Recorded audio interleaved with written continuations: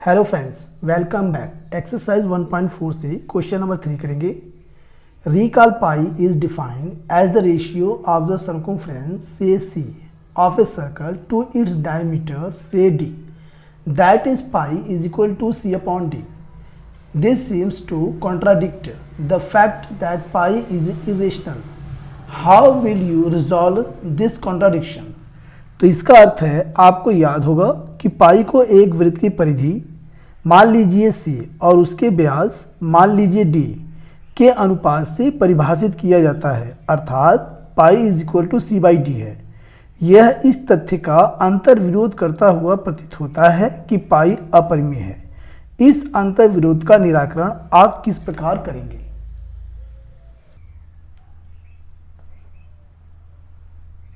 Question 3, we know that circumference of circle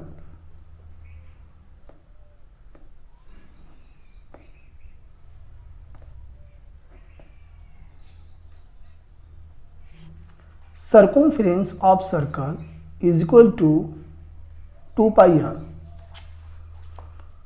तो यहाँ पे इसे हम लिख सकते हैं is equal to pi multiply 2r is equal to pi multiply D, या हम कह सकते हैं पाई डी। जहाँ पर ये जो डी है ये डायमीटर है।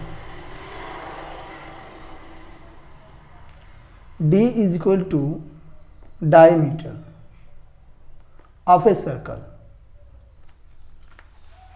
सर्कमफ्रेंस ऑफ सर्कल को हम मान लेंगे c।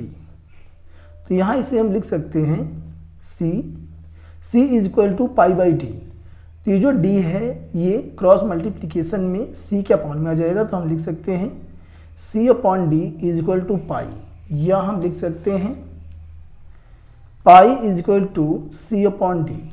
तो यहाँ पे कॉन्ट्राडिक्शन दिख रहा है, यानी कि अंतर विरोध दिख रहा है। ये पाई चूंकि हम जानते हैं इरेशनल नंबर है और ये c अपॉन डी यहाँ दिख रहा है कि रेशनल है। तो यहाँ हम कह सकते हैं ये हमारा इरेशनल है, ये हमारा रेशनल है। ये हमारा कॉन्ट्राडिक्शन यहाँ पे दिख रहा है, यानी अंतर विरोध दिख रहा है। और चूंकि हम जानते हैं कि ये दोनों बराबर नहीं होते हैं, तो इसे हम कैसे सॉल्व करेंगे? तो यहाँ पे हम पहले लिख लेते हैं c upon D, c upon D,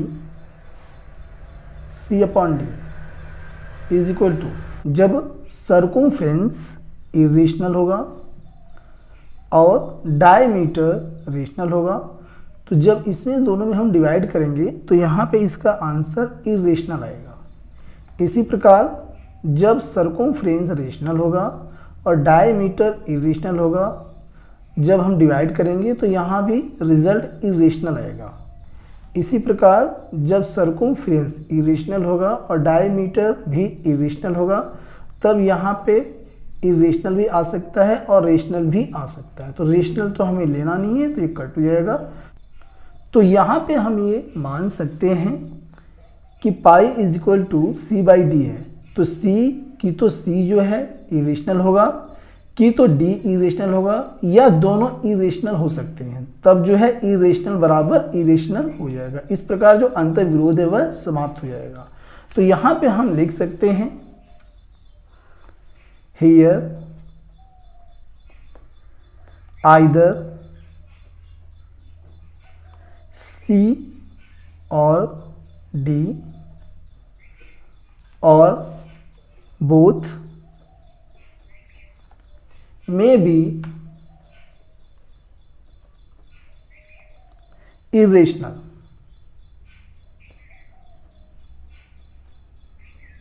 ये इसका आंसर है।